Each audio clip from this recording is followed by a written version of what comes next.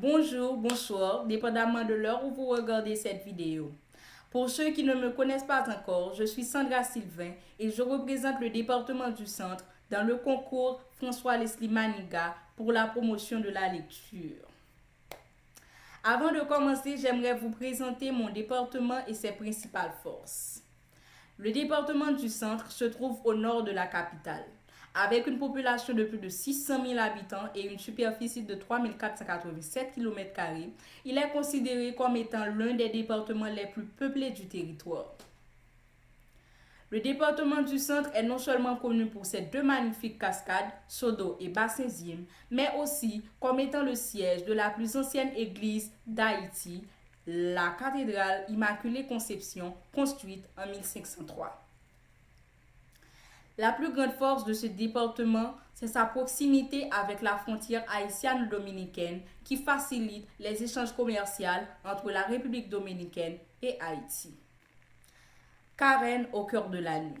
C'est le titre du livre dont je vais vous parler aujourd'hui. Ce livre a été écrit par Suzanne Sloan en 1944. L'histoire se déroule à New York en 1962.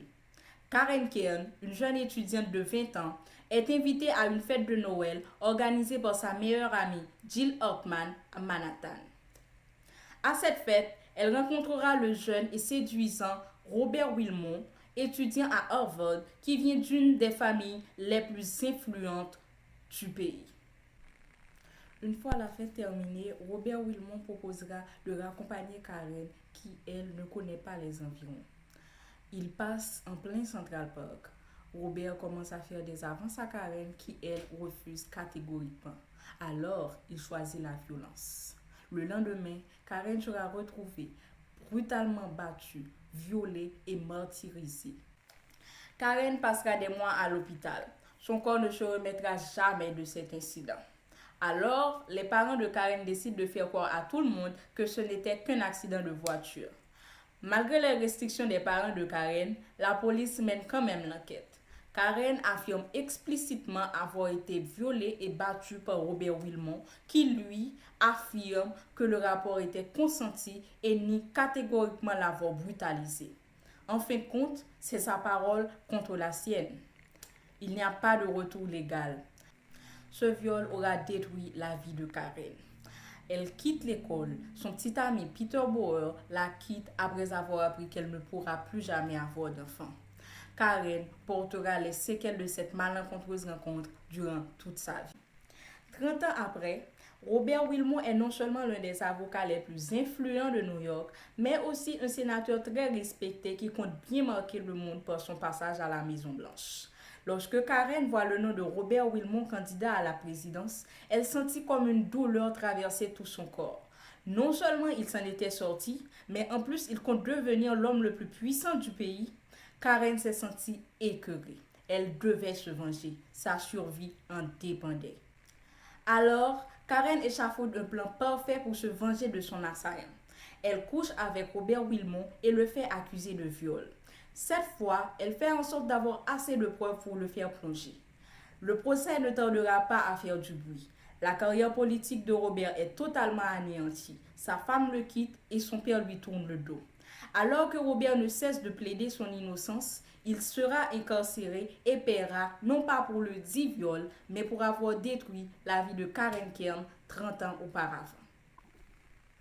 Ce livre est un chef-d'œuvre. C'est un regard sans retenue sur la lutte acharnée d'une femme pour sa survie, un abus de pouvoir choquant et une société qui, d'une manière ou d'une autre, ne cesse de rejeter la faute sur les victimes de crimes sexuels. Sauf que cette fois, dans le choc d'une conclusion, il y a enfin une justice finale, celle qui vient tout droit du passé brisé d'une femme.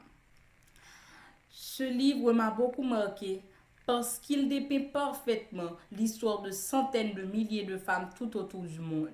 Des femmes violées, martyrisées, battues et réduites au silence, soit par leur famille ou par des amis. Bien que ce livre ne soit qu'une fiction, cette histoire représente pour elle une lueur d'espoir dans le noir. Mon conseil pour la jeunesse haïtienne, c'est de lire tout autant que vous pouvez. La lecture permet de s'ouvrir au monde. La lecture permet de voyager, de se divertir, d'apprendre des choses. La lecture permet de vivre littéralement.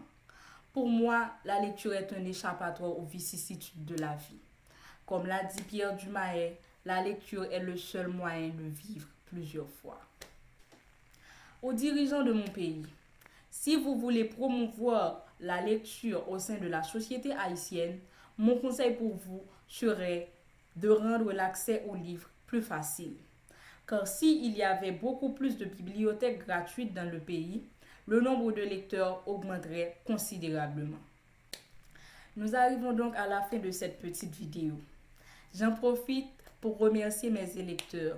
Je remercie tous ceux qui ont pris la peine de regarder cette petite vidéo, de la partager, de commenter et de liker. Sans vous, je ne serais pas arrivé à ce stade de ce concours.